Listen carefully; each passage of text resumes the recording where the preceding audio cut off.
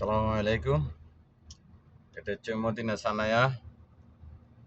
এখানে সানায়া হচ্ছে পুরাতন মাল ক্রয় বিক্রয় করা হয়। পুরাতন গাড়ি, ভাঙাড়ি যা কিছু আছে সব, লোহা লস্কর যা কিছু আছে, মেরামত টেরামত যা কিছু সব এই সানায়া নামক স্থানের মধ্যেই কাজ করা হয়।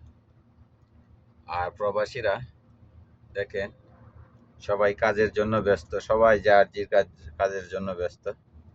মহিলা আসতেছে বাকালা বাজার করার জন্য, ওই যে লেবাররা আসতেছে নাস্তা নেওয়ার জন্য।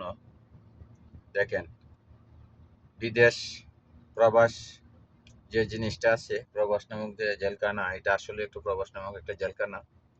এই জেলখানায় কেউ কারো নয়, সবাই যার যার মতে কাজে ব্যস্ত আছে, কেউ কার জন্য অপেক্ষা করতেছে না। দেখছেন?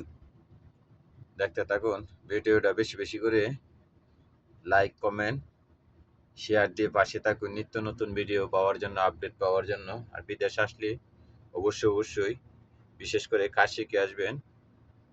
কাজ শেখাটা ফরজ, কাজ না শিখে আসলে কষ্ট।